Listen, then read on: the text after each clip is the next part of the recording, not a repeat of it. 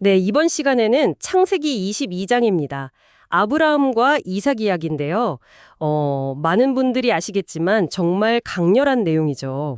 맞습니다. 하나님께서 아브라함에게 그 아끼는 외아들 이삭을 번제로 바치라고 명령하시는 신앙의 여정에서 정말 큰 질문을 던지는 부분입니다. 그렇죠. 특히 아브라함이 어떻게 그렇게 즉각적으로 순종할 수 있었을까? 이 부분이 참 놀랍기도 하고 때로는 좀 당혹스럽기까지 하잖아요. 네, 맞아요. 그래서 하나님이 정말 원하셨던 게 뭘까?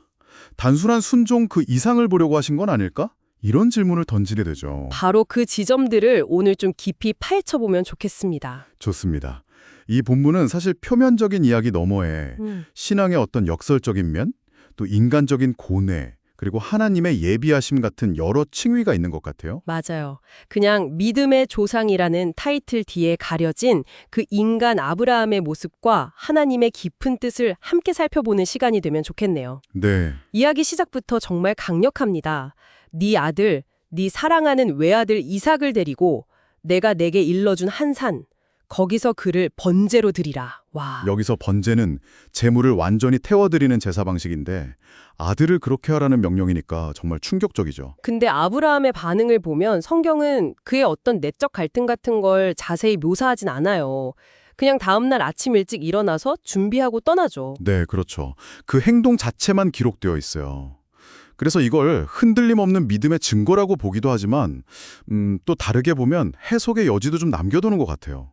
그 침묵 안에 과연 어떤 고민이 있었을까 상상하게 만들죠. 사흘 길을 가잖아요. 그 길에서 아들 이삭이 묻죠. 네, 아버지, 불과 나무는 있는데 번제할 어린 양은 어디 있습니까? 아, 이 질문이 참 마음 아프죠. 정말 그렇죠. 아이의 순수한 질문인데 여기에 대한 아브라함의 대답이 아들아, 번제할 어린 양은 하나님이 자기를 위하여 친히 준비하실 거다 이거잖아요. 네, 이 대답이 정말 깊은 신뢰의 표현일 수도 있겠지만 어쩌면 그 순간 아버지로서의 어떤 고뇌를 애써 누르면서 한 말이 아닐까 싶기도 하고요. 충분히 그럴 수 있습니다. 뭐랄까 결과적으로는 이게 여호와 이레의 복선이 되긴 하지만 그 순간 아브라함이 모든 걸 다 알고 확신했다기보다는 정말 절박한 상황에서 하나님께 모든 걸 맡기려는 그런 믿음의 몸부림이었을 가능성이 크다고 봅니다. 중요한 건 결과가 아니라 그 과정에서의 신뢰겠죠. 그리고 마침내 산에 도착해서 제단을 쌓고 나무를 버리고 아들을 묶어서 제단 나무 위에 올려놓고 칼을 잡는 그 순간 와, 정말 숨막히는 긴장감인데요. 바로 그때 하늘에서 하나님의 사자가 다급하게 부르죠. 아브라함아 아브라함아 하시면서 그 아이에게 손대지 마라. 아무 일도 하지 마라. 네가 네 아들, 네 독자까지도 내게 아끼지 않았으니 내가 이제야 네가 하나님을 경외하는 줄을 알겠다. 아, 이제야 네가 하나님을 경외하는 줄을 아노라.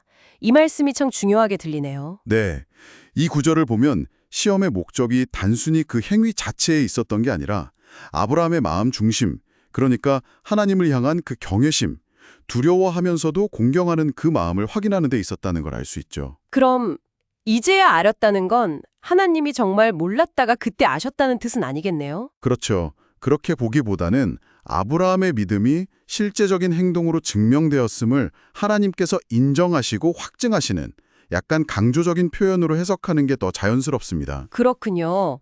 그리고 아브라함이 눈을 들어보니까 숫양 한 마리가 수풀에 뿔이 걸려 있잖아요.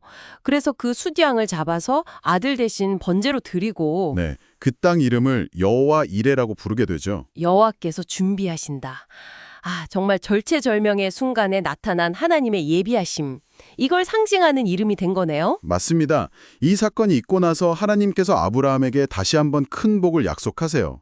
그의 자손이 하늘의 별처럼 바닷가의 모래처럼 많아지고 또 그의 자손을 통해 세상 모든 민족이 복을 받을 거라는 언약이죠. 근데 중요한 건 이 복이 그냥 주어지는 게 아니라 그가 하나님의 말씀에 순종했기 때문이라고 강조된다는 점 같아요. 정확합니다.